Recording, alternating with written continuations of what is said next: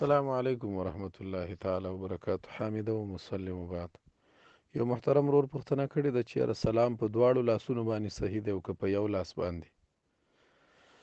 جناب محترمه، که سلام د تحیې دی ترنه مرادي دا کوم عام سلامونه چې مسلمانان یو بل ته اچي، نو دا خو په لاسونو سره بند دی. دا به په تلفظ باندې السلام علیکم ورحمت الله وبرکاتہ به ورته وایي، او هغه ټیم کې ورسره یو لاس اوچتول جایز دي چې کله سړی لرې وي او دا سړی محسوسه کړي چې دا زما سلام هغه نه دی اورېدلی، یا د شور د وجې نه هغه سړی ستا سلام نه اوري، نو لاس ورته یو دانه اوچت کړي د دې دپاره چې یاره دغه دی، د دې دپاره ورته سړی لاس اوچت کړي چې یاره دی په دې پوه شي چې دا زما خبرې ګوره سلام دي. یا دا دی دا سړی ګونګی دی یا دغه دی کم اوري، تیزه نه لکه په تیزه خبرې اوري، سلو خبرې نه اوري، نو هغه سړي ته به هم بیا ورسره سلام سره لاس اوچتوي، نو دا لاس اوچتول ورسره بیا مباح دي.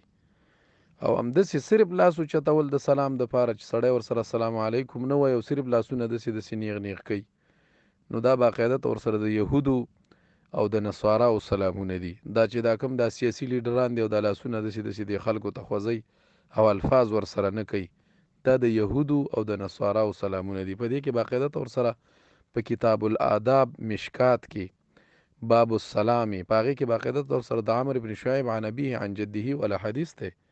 رسول الله صلی الله علیه وسلم فرمایي لیس منا من تشبه بغیرنا.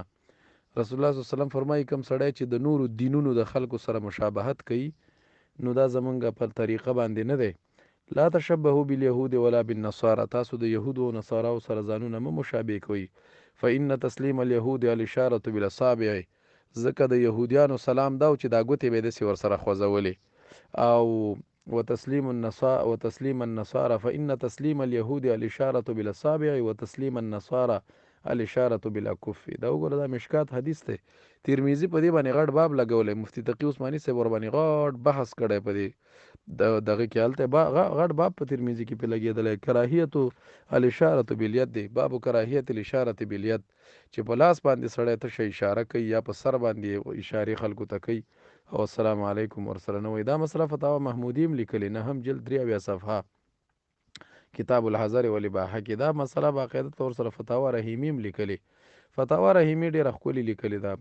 فتاوا رحیمی وایي जब बहुत दूरी या किसी और वजह से आवाज़ को समझ में न आ सके तो हाथ से اعلام और اعلان مباح है.